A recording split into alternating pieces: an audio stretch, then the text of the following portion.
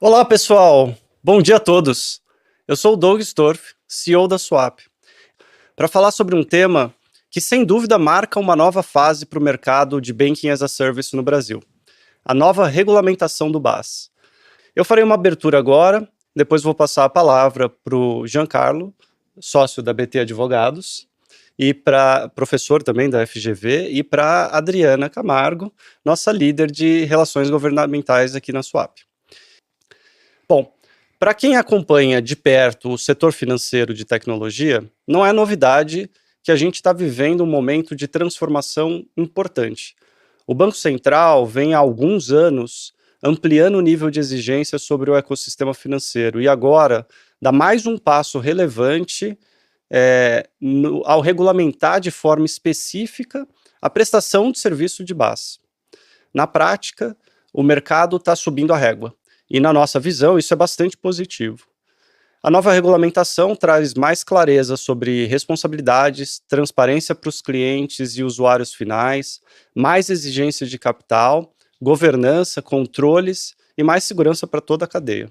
É um movimento natural de amadurecimento, um mercado que cresceu, inovou, abriu inúmeras possibilidades para empresas que querem oferecer serviços financeiros aos seus clientes, agora entra numa nova etapa, uma etapa de mais robustez, previsibilidade e responsabilidade. O prazo de adequação dos contratos já existe e vai até dia 31 de dezembro de 2026 para todos os contratos existentes.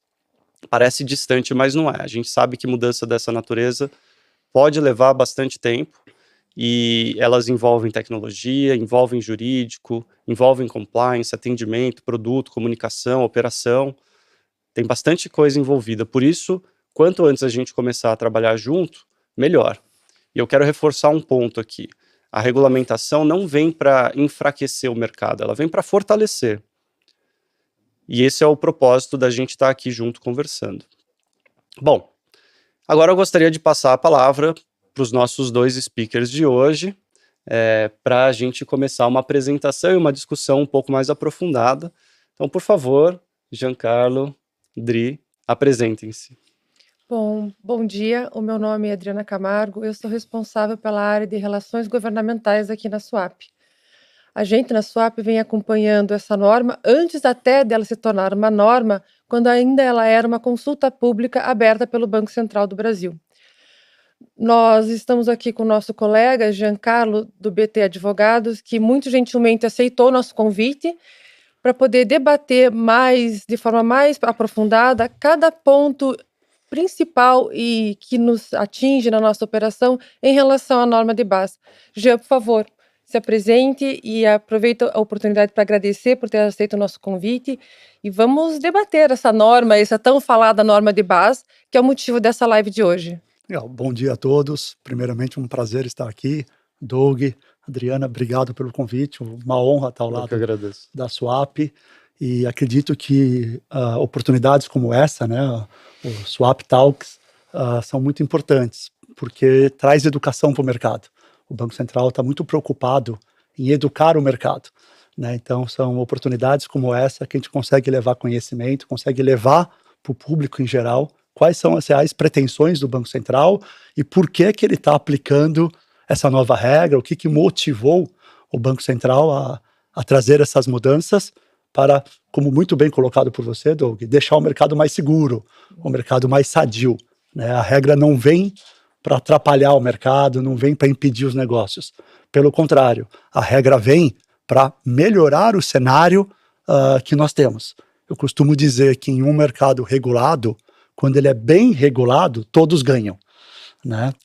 Então, o Banco Central caminha nesse sentido, já mostrou nesses últimos 13 anos de regulação de meios de pagamento que ele acerta na esmagadora maioria das vezes quando regula e o mercado colhe benefícios.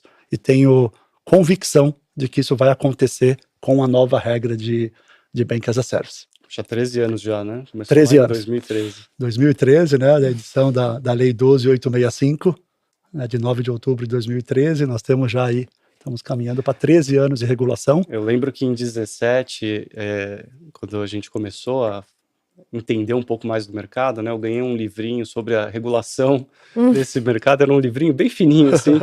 Hoje você vai pegar o compêndio, né, de todas as normas, já está bem maior. O que reflete a evolução do nosso mercado, né? O que reflete também a atenção do regulador quando fala desse tema, da importância desse tema no dia a dia, né? Eu lembro quando foi editada a lei, né?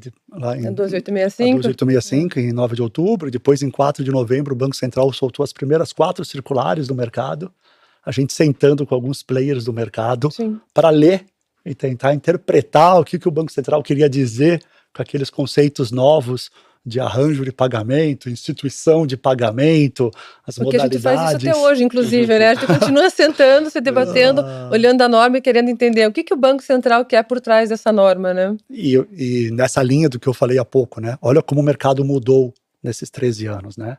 A gente tinha um mercado ali com menos de 50% da população bancarizada, hoje esses números ultrapassam 95%. Você tinha um mercado altamente concentrado em poucos players.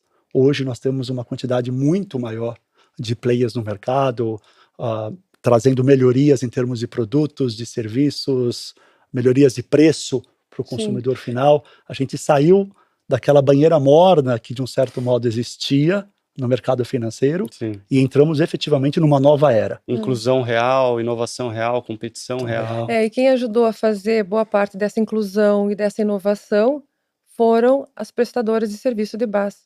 Foi o BaaS que ajudou a fazer muita dessa inclusão financeira. Nós somos o vetor da inovação e da inclusão financeira no país. E além de você falar isso, Adriana, o próprio Banco Central fala isso, né? O Banco Central, ele acredita muito no modelo de BaaS. A gente vai passar um pouquinho aqui na nossa apresentação dos fatores que levaram o Banco Central a regular esse mercado. Mas o principal fator é um mercado que pode trazer muito mais benefícios do que já trouxe.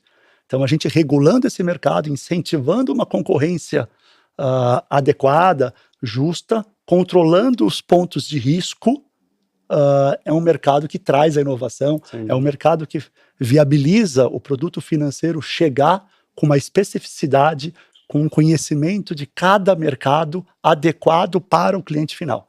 Então, o Banco Central acredita bastante no modelo de Bank as a Service. A gente também. A gente também. É por isso que a gente está aqui.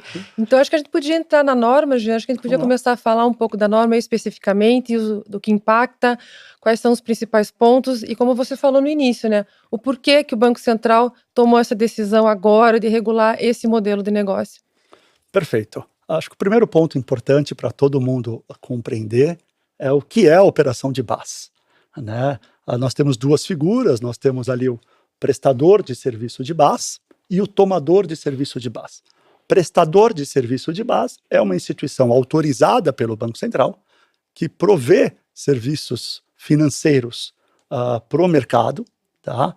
E é responsável por toda a parte regulatória perante o Banco Central.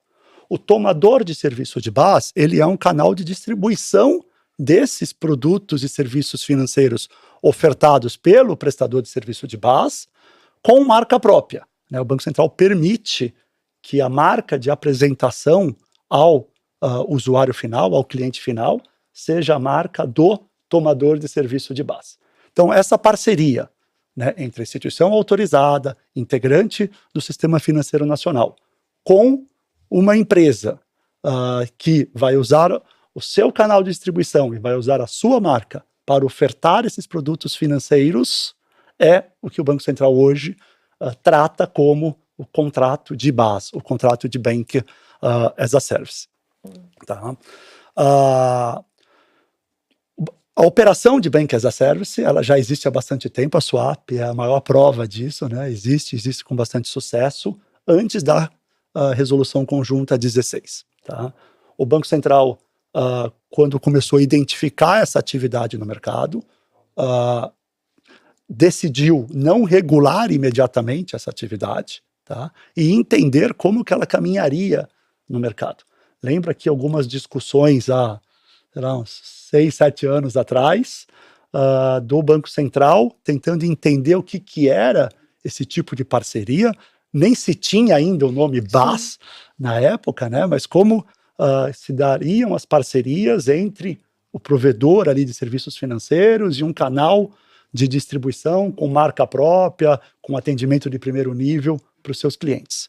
Acertadamente, o Banco Central mapeou o mercado, foi entendendo a importância e como esses contratos eram operacionalizados, e em um determinado momento, o Banco Central começou a perceber que em algumas operações existia um desvirtuamento do que realmente ele esperava que fosse feito. Como bem colocado por você, Doug, a Swap sempre se preocupou em fazer as coisas corretas, como o Banco Central indicava, não obrigava, mas indicava. Mas, infelizmente, muita gente no mercado não agia dessa maneira, né? Sabemos. E aí, sempre tem, né? E aí o Banco Central entendeu que ele deveria intervir.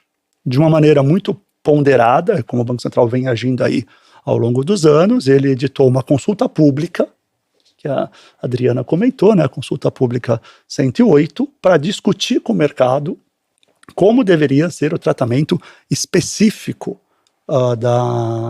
dessa parceria, desse tipo de parceria. Tá? E após debater com o mercado, ouviu algumas sugestões do mercado, reconsiderou alguns pontos importantes na proposta inicial que ele trouxe para o mercado, ele editou a resolução conjunta 16. Né?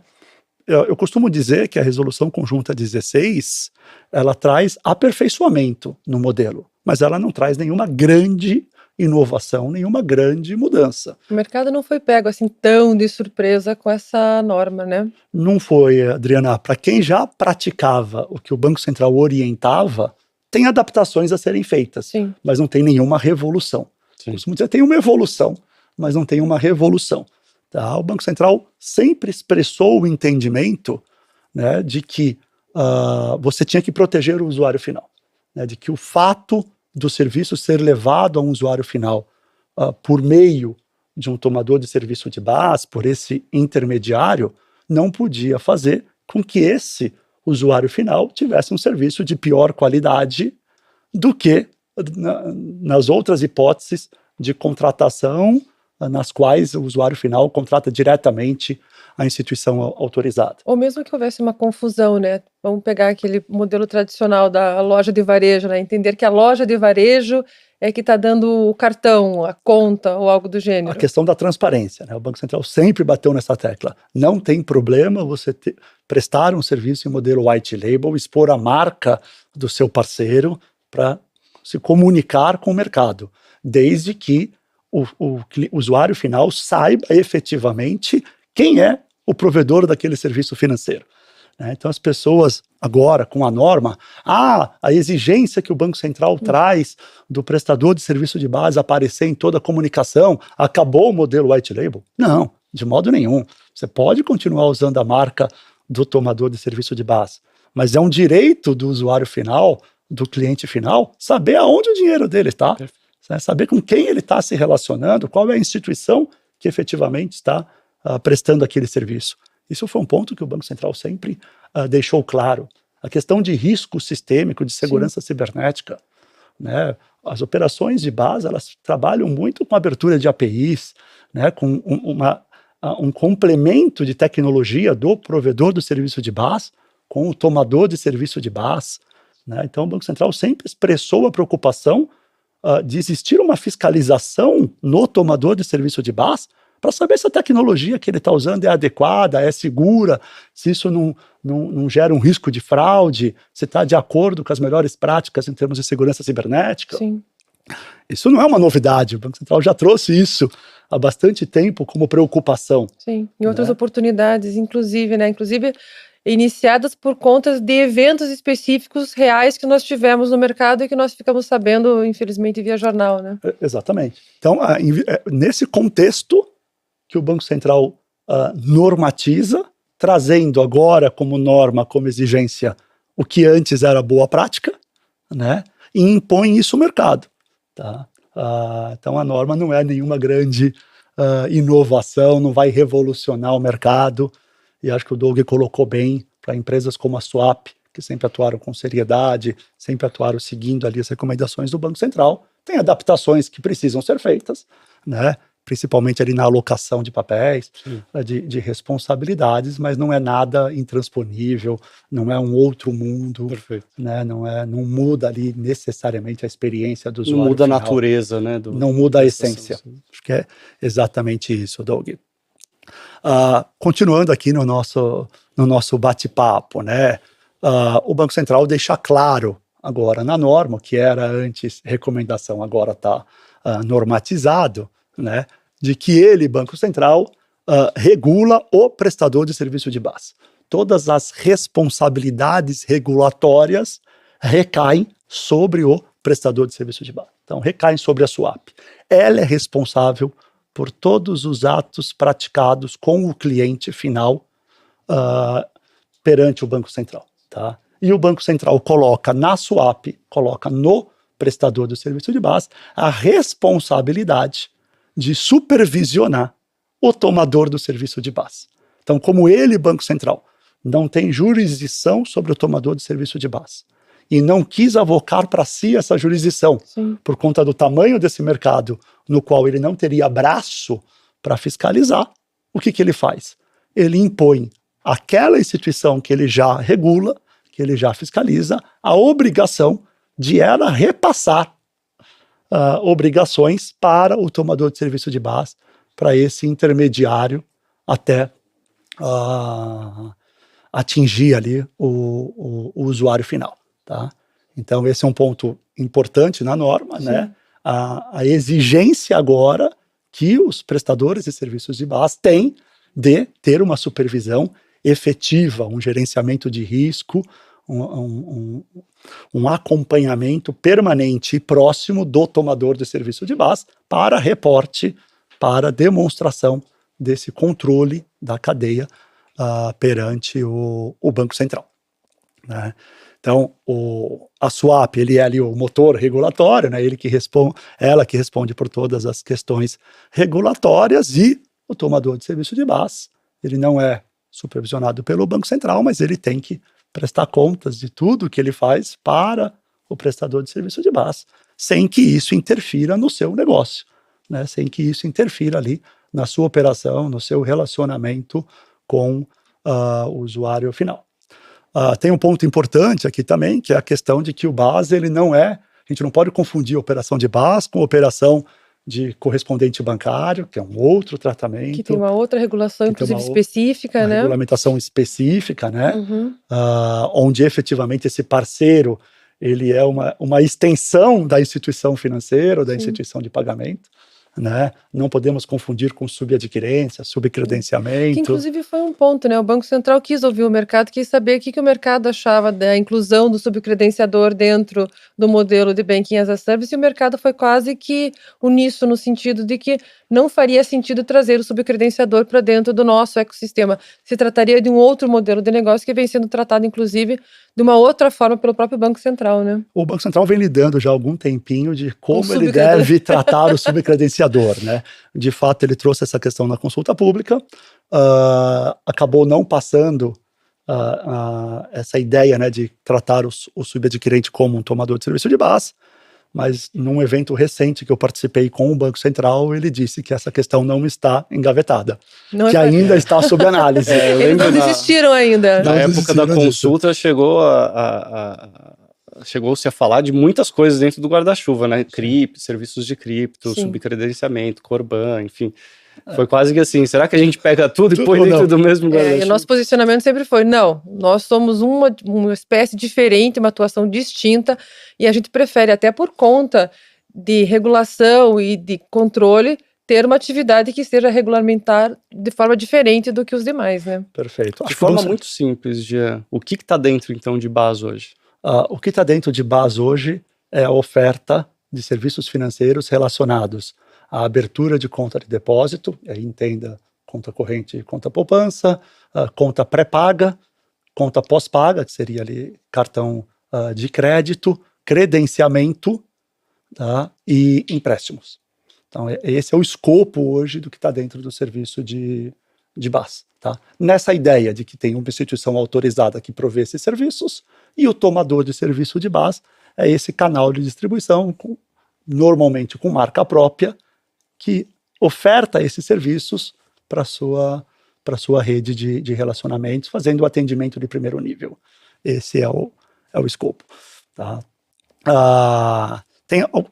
Nesse conceito que a gente falou aqui de supervisão mais efetiva por parte do prestador do serviço de base perante o tomador de serviço de base, surgem algumas obrigações, né?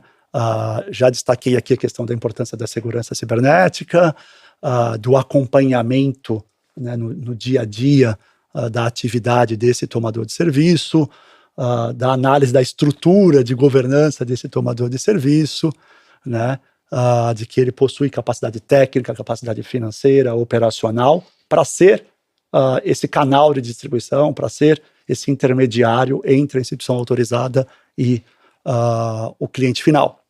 A norma traz de maneira muito clara hoje regras de governança que o prestador de serviço de base tem que seguir, né? Então, responsabilidade de diretoria, aprovação de conselho, a instituição autorizada é obrigada a designar um diretor responsável perante o Banco Central por esse tipo de parceria, né, que é aquele diretor ali que se der algum problema em alguma parceria, é ele que vai ter que ir lá no Banco Central responder.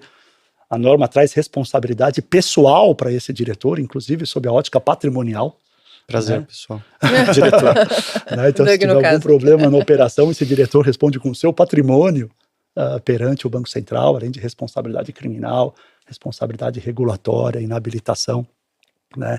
A instituição prestadora do serviço de base ela tem que ter documentos que comprovem que aquele tomador estava apto, sob o ponto de vista operacional, de governança, para firmar aquele contrato de parceria, né? E que ele continua apto durante a execução do contrato de parceria, que são essas obrigações ali de monitoramento, traz a ideia de auditoria do tomador de serviço de base, para você ter uma demonstração por um terceiro de que aquele tomador está adequado, está preparado para continuar levando esse serviço a um usuário final.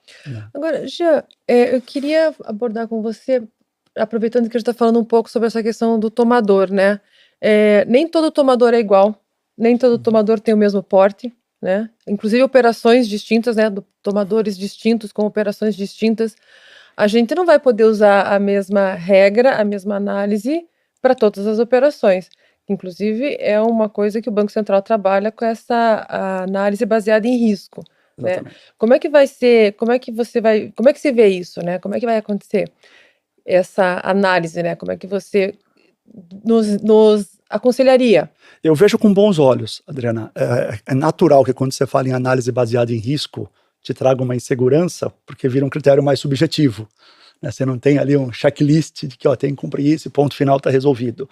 Mas ela é muito boa para o mercado, porque se o Banco Central fosse trazer um checklist igual para todo mundo, imaginar todo tomador de serviço de base tem que ter PCI, tem que ter uma estrutura de governança de tal modo, ele inviabilizaria operações menores. A hora que ele define que esse tratamento é dado com base no risco, ele está dizendo, operações menores que têm um potencial de risco e de dano menor, eu admito um tratamento diferenciado. Operações maiores, você vai ter que ter critérios mais rígidos de controle desta operação. Perfeito. E como é que ele vai fazer isso? Ele vai analisar no caso a caso. Então, você tem as regras mínimas, todo mundo tem que passar ali por o QIP, né, do seu parceiro, tem que ver que ele tem que ter o mínimo ali de estrutura, mas se você vai exigir dele uma estrutura de segurança cibernética com o estado da arte, ou se você vai exigir, não vai exigir tanto dele, porque o tipo de produto, o tipo de cliente, né, traz um risco menor, vai ficar no caso a caso. O importante é que a instituição vai ter que ter elementos para defender perante o Banco Central, porque que naquele caso ele foi menos rigoroso do que em outros. E tudo isso tem que estar documentado. Tá? Aqui algumas questões importantes, né, que é importante a gente trazer. A gente vai passar aqui por algumas delas de maneira um pouquinho mais detalhada, né? Mas, por exemplo, uma questão que vem sempre à tona ali, né, a cobrança de serviços financeiros. Quem cobra o serviço financeiro é o prestador de serviço de base, porque é ele que provê esse serviço. Né? E o tomador não pode cobrar nada? Pode cobrar aquilo que não é serviço financeiro. Né? Então, se ele faz a licença do software, se ele presta algum outro tipo de serviço o usuário final, ele pode cobrar livremente e não está sobre a alçada do Banco Central. Agora, quem cobra serviço financeiro, quem vai cobrar a tarifa de TED, quem vai cobrar o PIX, quando é o caso, é a entidade que provê esse serviço. É uma questão de controle do Banco Central. Você não pode ter um tomador de serviço de BaaS que não oferta PIX. Quem oferta PIX é o prestador de serviço de BaaS. Ele ir lá e cobrar uma tarifa de PIX. Né? Não é ele que está provendo esse serviço. Então esse é um ponto importante. A questão da transparência também é um ponto importante. A gente já falou aqui, né, de que o usuário final tem o direito de saber quem é a instituição de pagamento, a instituição financeira que está ali o atendendo naquele serviço financeiro. Todas as obrigações de KYC perante o Banco Central recaem sobre o prestador de serviço de BaaS. Né? Então ele tem que ser rigoroso nessa análise, porque se algum usuário final estiver recebendo esse serviço e não poderia, porque tem ali lavagem de dinheiro, tem ali atividades ilegais, a responsabilidade é do prestador de serviço de BaaS. Né? A gente tem visto hoje muito aí, infelizmente, na mídia, né, facções criminosas operando o mercado financeiro, e é natural, elas estão em todos os lugares, né, não seria diferente no nosso mercado, e o Banco Central deixa claro que ele quer ali a instituição autorizada, responsável por esse papel. Né? A questão de segurança, nós falamos muito também, aqui é importante destacar, tem até um slide mais na frente que fala isso, que é um dever de colaboração, um dever de lealdade do tomador de serviço de BaaS, de reportar imediatamente qualquer tipo de problema que tenha tido ali com a sua base ao prestador de serviço de BaaS. Né? Deixou de ser uma prática recomendável, né? Eticamente recomendável ali quando você tem uma parceria, e agora virou uma obrigação. Né? Você teve um problema ali no seu front-end, você teve algum problema de comunicação com o seu cliente, isso tem que ser imediatamente reportado para o prestador de serviço de BaaS, né? Porque ele tem que fazer a apuração disso, ele tem a obrigação de reportar para o Banco Central, a depender do tipo de problema. Tá? E se isso não for feito, isso pode ensejar sanção para o prestador de serviço de BaaS e até uma obrigação de encerramento do contrato com aquele tomador de serviço de BaaS pelo não cumprimento desse dever de lealdade, desse dever de colaboração. Isso é um ponto importante, né? Porque quando você estava explicando ali a atuação do Banco Central e o fato de que ele jogou sob a tutela do provedor de serviço de BaaS muito dos elementos de supervisão, ele ainda assim manteve a prerrogativa de tomar ação sobre contratos individuais, ou seja, ele pode, por prerrogativa própria, encerrar um contrato com um tomador específico, se ele entender assim viável. Esse ponto é bem importante, né, Doug? Porque ele não supervisiona diretamente o tomador de serviço de BaaS, mas ele supervisiona agora, contrato, com a norma, na vírgula, o prestador de serviço de BaaS. E se ele entender que aquele prestador de serviço de BaaS tem algum tipo de parceria que está indo contra a norma, ele pode exigir o encerramento daquela parceria e, provavelmente, se isso acontecer, ele vai penalizar o prestador de serviço de BaaS porque ele falhou no seu KYP, ele falhou na análise do seu parceiro ou falhou no monitoramento da atividade do seu parceiro. Então, provavelmente, não vem só uma exigência de encerramento daquele contrato. Provavelmente virá o encerramento do contrato e uma sanção para o prestador do serviço de BaaS, porque, de um certo modo, ele terá falhado nas suas obrigações que a Resolução Conjunta 16 traz. Né? Para os prestadores de serviço de BaaS, a norma ela é bem pesada, porque joga no colo dele toda essa responsabilidade de controle e supervisão que o Banco Central optou corretamente, como a gente falou aqui, por não ter sobre o tomador de serviço de BaaS. Então, o prestador de serviço de BaaS, ele vira ali um supervisor, né, delegado pelo Banco Central para essa atividade de supervisão. Né? A gente fala aqui o monitoramento da cadeia até o final e monitoramento constante, monitoramento permanente desse parceiro e dos clientes finais.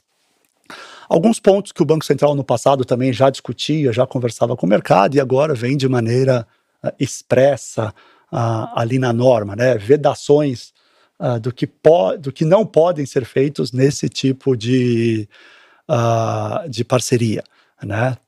A primeira delas que a gente comentou já aqui, a questão de tarifas cobradas pelo tomador de serviço de base referente a serviços financeiros. Esse tema é quente, tem várias perguntas depois lá eu pra imagino, frente. Foi a preocupação dos nossos parceiros aqui, mas a gente vai responder ao final. Desde a consulta pública, esse tema é quente, né? Porque muitos modelos de negócio permitiam que o tomador de serviço de base cobrasse, o Banco Central já não gostava. Sim. Né? Bom, havia inclusive uma norma de limitação de valores, né? Do que pode cobrar, né? Sim, o que começou e quanto, né? Incomodar muito o Banco Central. Ele trouxe isso num evento que a gente fez em conjunto. A hora que ele foi no mercado, ele se deparou que tinha um tomador de serviço de base cobrando o PIX de pessoa física, sem atividade empresária. E tem uma norma do Banco Central falando, olha, o PIX é gratuito para o ato civil ali da pessoa física, ele é gratuito. E aí ficou nítido o Banco Central, olha, eu preciso regular. O fato de aquele cliente estar recebendo aquele serviço por intermédio de um tomador de serviço de base não pode fazer com que esse cliente tenha um tratamento diferente, pague mais caro por um produto, não tenha algum direito inerente àquele produto financeiro, só pela forma pela qual ele entrou no sistema financeiro e pela forma pela qual ele está sendo atendido. A porta que ele usou, né? A porta que ele usou. Não vai então, não muda é expresso na norma que todas as regras referentes à cobrança dos usuários finais devem ser respeitadas integralmente, como se aquele cliente estivesse sendo atendido por um canal direto por qualquer instituição autorizada pelo Banco Central. Tá? Questão de nomenclatura, né? Essa também foi uma pergunta que nos foi trazida pelos nossos tomadores. A gente vai também abordar ela melhor no final ali, mas acho que já vale você tocar nela. Que também não é nova, também não é uma... O Banco Central há bastante tempo se incomoda com essa história de um monte de banco, de instituições que não são bancos e que não são banks, né? Então, já existia uma proibição ao uso de nomenclatura que pudesse causar confusão no mercado para os correspondentes bancários. Tá? E o Banco Central traz isso agora para os tomadores de serviço de base. E mais, né, o Banco Central trouxe uma norma específica fora do ambiente de base, referente à nomenclatura. Né? Então, não dá para usar mais bank, não dá para usar banco. O tomador de serviço de base não pode ter nenhuma expressão ou palavra em seu nome que indique que ele exerça uma atividade autorizada pelo Banco Central. Então ele não pode chamar instituição de pagamento, ele não pode chamar financeira, ele não pode chamar sociedade de crédito direto, ele não pode chamar banco, bank, nada que indique ao cliente final de que ele é uma instituição autorizada. Está na linha da transparência que nós falamos. Outro ponto muito importante, que o Banco Central também soltou uma norma específica, né, a Resolução 518, no que tange a conta bolsão. Né? O tomador de serviço de base, ele não põe a mão no dinheiro que não é dele. Mais uma não novidade, né? Mais uma não novidade. Né? O tomador de serviço de base, ele recebe uma remuneração, e aí a norma deixa livre como isso vai ser tratado, tá? Pelo serviço de intermediação que ele presta, pelo serviço de atendimento de primeiro nível, que ele presta para o provedor do serviço de base, o prestador de serviço de base. Tá? Mas ele não pode reter, custodiar em nome dele, numa conta dele, recursos dos clientes. Ele não é o supervisionado pelo Banco Central. Tinha um colega lá no Banco Central que ele brincava no passado: você põe a mão num dinheiro que não é seu? Se você puser, eu vou te regular. Você pode pegar o dinheiro que não é seu e mudar para Bahamas amanhã? Se você puder fazer isso, eu vou te regular. Sim. Né? E o que o Banco Central traz aqui é exatamente essa lógica. Quem põe a mão no dinheiro, eu regulo. Ele tem que ser supervisionado direto meu. Claro. Tá? Então você que não é um supervisionado direto meu, você não vai pôr a mão no dinheiro. Você recebe a sua comissão, você recebe a sua participação, mas você não participa do fluxo financeiro do serviço de pagamento. Você não é uma instituição de pagamento. Tá? A questão de operações financeiras direto, a gente já falou aqui, tá, de que o tomador de serviço de base não presta serviços de atividades financeiras e mercado financeiro. Um outro ponto muito importante na norma é a questão das exclusividades. Tá? Na consulta pública, o Banco Central trouxe a ideia de tomador, né? permitir um único prestador de serviço de base para cada tomador. E aí o mercado falou para o Banco Central, olha, não funciona, porque eu tenho serviços de base diferentes e nenhuma instituição presta a todos eles.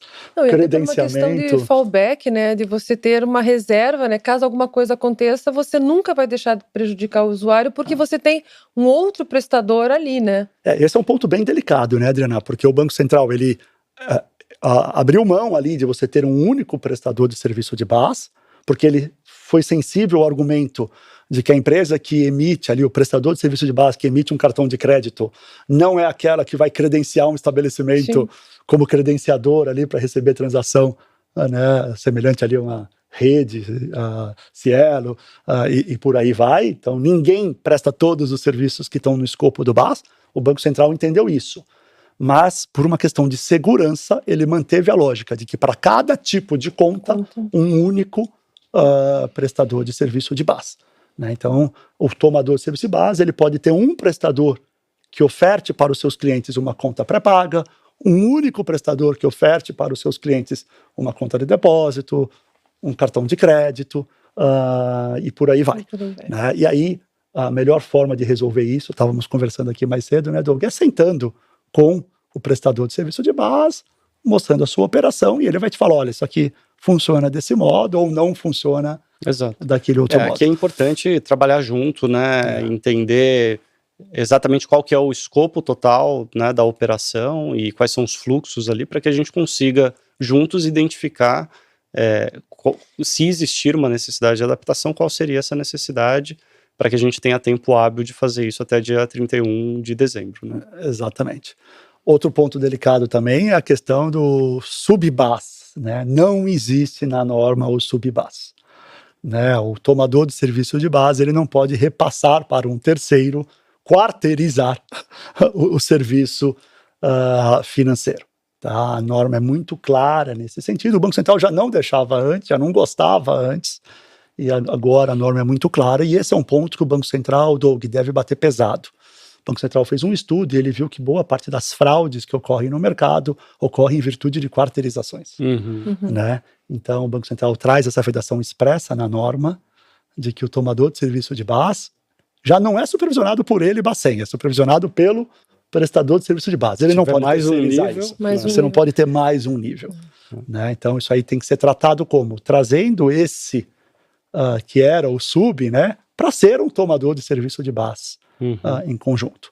Né? Então, você precisa subir em um degrau essa entidade que era o sub-base, para que ele se torne tomador de serviço de base, para que o prestador possa aplicar a ele todas as regras de governança e controles que o Banco Central exige. Também não é uma novidade, né? Porque o sub do sub, né, no subcredenciamento também é um clássico dentro de meios de pagamento, e o Banco Central sempre foi contra, os instituidores de arranjo sempre foram contra, então, de novo, também não é nenhuma novidade aqui em relação à forma com que essa dinâmica acontece e está sendo proibida agora especificamente pelo Banco Central. A gente falou, né, não é uma revolução, é uma evolução. E vai contra os preceitos de transparência, de observabilidade, né, é muito difícil de você monitorar, supervisionar gestão do risco, e fazer gestão do risco, quando você tem uma cadeia tão longa de gestão do risco. Intermediários. Limite de atuação já falamos, né? Então até o tomador de serviço de base, ele não pode entrar no fluxo financeiro, ele não pode definir ali o que vai ser exigido do cliente final em termos de KYC, de compliance, né, de monitoramento transacional. Todas essas são obrigações do prestador de serviço de base. Ele vai ajudar o prestador de serviço de base a cumprir essas regras. Tem o dever de cooperação, como nós vimos, né? Mas ele não participa ali diretamente, não é o responsável por isso, tá? Aqui acho que tem um quadrinho bem explicativo ali, de maneira bem didática, o que pode e o que não pode. Aí, como o Doug comentou, essa apresentação vai ser compartilhada com todos ali depois. Dá para vocês fazerem uma análise ali mais pormenorizada dessas questões. Né? Que também é legal trazer o problema do descumprimento. Né? E se eu descumprir? Né? E aí o primeiro ponto é esse, né? Assim, nem todo mundo descumpre porque quer. Né? Muita gente acaba descumprindo mesmo sem querer. mas daí eu não tive dolo, não tem problema. Não, tem problema sim. É claro que se você fizer de maneira dolosa, a penalidade do Banco Central é maior. Mas ainda que de maneira não dolosa, né, que você não queira ter descumprido, o descumprimento ele é sancionado pelo Banco Central. Tá? E aí, quando a gente fala em descumprimento, a gente precisa olhar aqui 4 vertentes distintas. A primeira dela, regulatória, como a gente comentou aqui, tá? De responsabilidade do prestador de serviço de base, né? Tem uma questão aqui contratual, naturalmente o contrato de prestação de serviço de base traz essa regulação e as consequências de um descumprimento, podendo gerar o encerramento do contrato, aplicação de cláusulas penais. Tem uma questão consumerista, né, de qualquer ofensa ao direito do consumidor. O consumidor tem direito ali de atuar contra todos os participantes dessa cadeia. Quando a gente fala de questão consumerista, a gente não pode ignorar Ministério Público de Defesa do Consumidor, a gente não pode ignorar Procon, que são outros agentes que também vão analisar esse modelo de negócio para ver se estão sendo executados de maneira correta, não é só o Bacen. E uma questão... Também não é só o Bacen que está preocupado com o usuário final, nós temos outros agentes públicos também preocupados com os direitos do usuário final. O Procon, ele atua muito forte em várias cidades, tem um Procon muito ativo, né? Que em outros cenários a gente já vê uma atuação muito forte, e certamente isso também virá quando a gente olhar o serviço de base, tá? E a questão reputacional, que eu acho que hoje talvez seja um dos maiores problemas, né? Porque o dano reputacional muitas vezes é irremediável. Né? Então, você está vinculado ali numa mídia negativa, de não estar exercendo uma atividade correta, de não estar fazendo a coisa da maneira como o Banco Central exige, isso te traz um dano à imagem muito, muito grande. Entrando aqui um pouco na questão contratual, né? O Doug comentou, os contratos têm que ser ajustados até o final desse ano. O Banco Central aqui foi bem legal com o mercado, né? E dá um prazo grande de adaptação, né? Parece grande. Mas é o que eu tenho falado para os clientes, né? O prazo é grande, dá tempo de fazer com calma, mas não dá para ficar sentado no problema, né? Porque tem inúmeros ajustes que têm que ser feitos ali, em termos de governança, em termos documentais, que precisam ser implementados. Então não dá para esperar chegar ali outubro e novembro para se preocupar com isso. Acho que a Suap está muito correta em já ter essa preocupação e já começar esse trabalho, né? Tem que ter ajustes em termos de condições de uso, tem que ter ajustes em todos os canais de comunicação com seu cliente para constar o nome do prestador de serviço de base. Né? Eventualmente tem que ter ajuste na forma de cobrança, se não tiver do jeito que a norma exige, canais de atendimento, documentos que vão ser exigidos do cliente final. Então tem ali diversas etapas que a gente precisa trabalhar durante essa jornada, né? Diante das obrigações de auditoria, de monitoramento que o prestador de serviço de base tem, né, ele vai começar a exigir um critério de segurança tecnológica muito maior dos seus tomadores de serviço de base, né? Então, identificação exata do momento da ocorrência de uma transação, que estrutura de segurança que ele tem, né? A formalização de condutas adotadas pelo tomador de serviço de base. Eu costumo brincar que não adianta você chegar no Banco Central e o Banco Central falar, você faz monitoramento? Né? Faço, o João está sempre olhando. Não, o João está sempre olhando, não funciona, né? Porque amanhã não é o João, é o Antônio, é o Paulo. O que ele monitora? Onde é que está escrito o que ele faz? Né? Me dá evidências de que ele fez isso. Então, ele precisa ter o hábito de escrever. O Banco Central tem tido muito essa dificuldade no mercado, né? Porque ele vê muitas empresas, principalmente aquelas menores, que não têm o hábito de formalizar as suas práticas. Não, eu faço tudo direitinho. Não adianta fazer, você tem que formalizar que fez. Você tem que demonstrar que fez, você tem que ter documento comprovando que aquela prática foi adotada. Né? Então isso é um ponto de mudança comportamental que o mercado precisa entender, né? Que é formalizar as suas práticas, né? Tudo que eu falei aqui em termos de segurança se aplica também em termos de atendimento, né? Então, como aquele cliente foi atendido, o que aconteceu, né? O reporte para a Suap desses atendimentos. Aqui é o Banco Central preocupado com a qualidade do serviço prestado. Levado para o cliente final. Mas será que pegando um gancho nisso que você falou agora, será que a mudança não é só operacional, mas também comportamental? Nós vamos ter uma mudança de cultura da forma com que a gente vem atuando até hoje?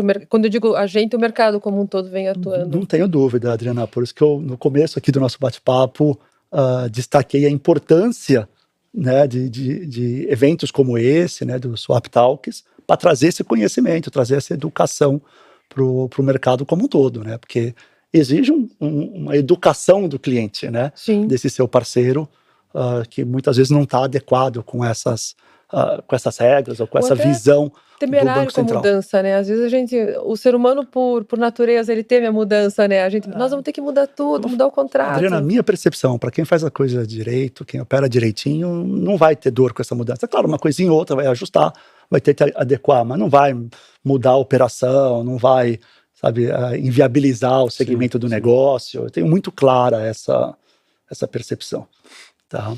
Bem, ali já falamos essa questão de bloqueios, cancelamentos, contestações, todas essas questões passam pelo prestador de serviço de base. O tomador, ele passa os fatos para, no caso aqui a swap, a decisão e a obrigação de decisão é da swap, tá? Não é do tomador de serviço de base, né? Então ali a resolução de crises, a determinação se segue ou não segue com um determinado cliente, como segue, né,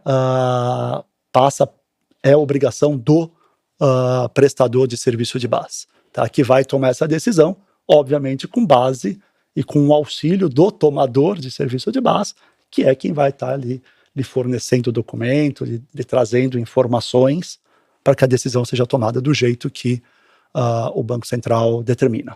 Questão de guarda de documentos, aqui também não tem novidade nenhuma, né? O prazo prescricional geral no Brasil é de 10 anos, em algumas situações, ali, pelo menos por 5 anos, você tem que guardar esses documentos, e aí são obrigações que a swap vai ter que repassar para o tomador de serviço de base, porque se é imposta para ela vai repassar.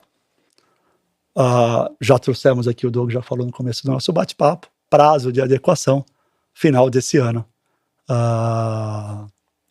Tudo tem que estar ajustado, tem que estar rodando perfeitinho todas essas questões até dia 31 de dezembro. Tá? Finalizando aqui o nosso bate-papo, antes de entrar aqui nas perguntas, né? A ideia do Banco Central não é prejudicar o mercado. Pelo contrário, ele tem falado muito isso, ele acredita no crescimento do mercado de base como vetor importante para continuidade de inovação, atendimento personalizado para mercados específicos, né? O que ele quer é trazer mais segurança, o que ele quer é trazer mais compliance. A ideia de que o compliance e a regulação sempre impede a inovação, ela é equivocada. Ela impede a inovação despropositada, ela impede a inovação muitas vezes irresponsável, né? Mas o Banco Central demonstrou ao longo desses 13 anos que quando a regulação é boa, todo o mercado ganha.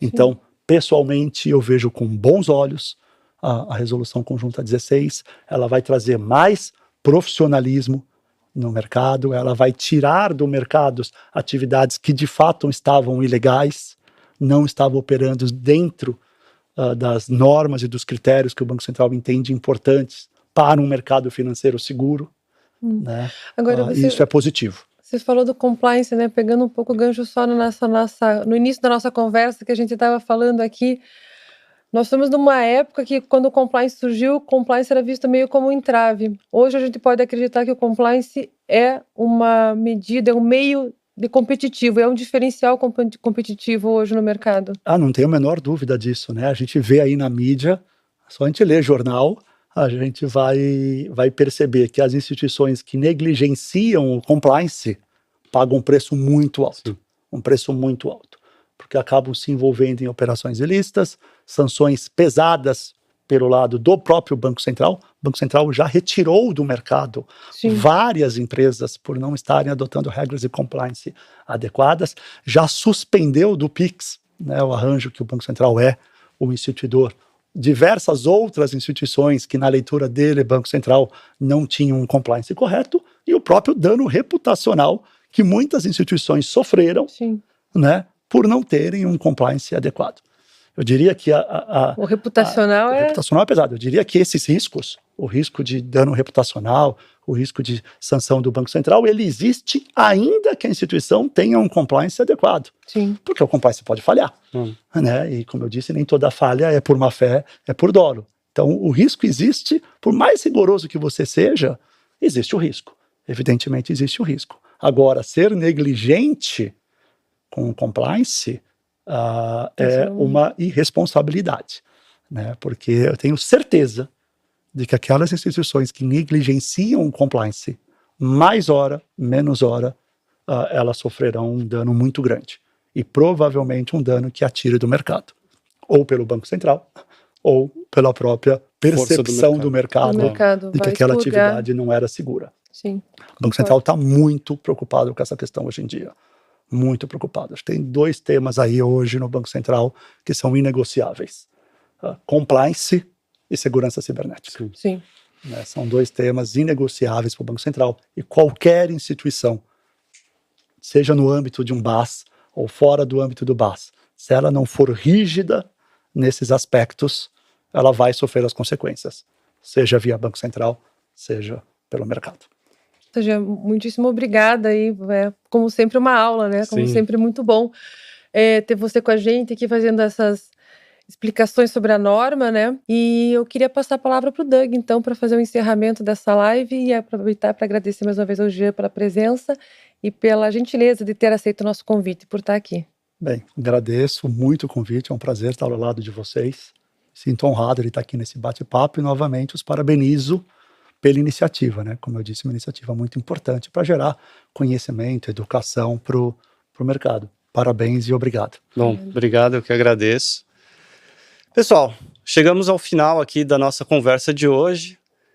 E para a gente iniciar o fechamento, já está aparecendo aí na tela um QR Code para a nossa pesquisa de satisfação. Então, esse foi o nosso primeiro Swap Talks, um espaço que criamos justamente para debater com vocês, com profundidade e de forma prática, as transformações do mercado de pagamentos e BaaS. Teremos novas edições ao longo do ano, tanto online quanto presencial. Nessa primeira edição, eu agradeço de novo a participação aqui da BT Advogados, representada pelo Giancarlo, sempre numa parceria muito grande, nossa líder de relações governamentais, Adriana Camargo. Em resumo, a mensagem de hoje é de solidez. A régua subiu e o mercado está mais maduro. As novas exigências de governança e controle são reflexo dessa evolução. Como a Swap já opera desde o início sob o pilar de segurança, conformidade, a gente está plenamente preparado para guiar a operação de vocês nessa transição. Lembrando que o prazo final é dia 31 de dezembro desse ano, 2026, e a gente sabe que as adequações contratuais, tecnológicas e operacionais levam tempo.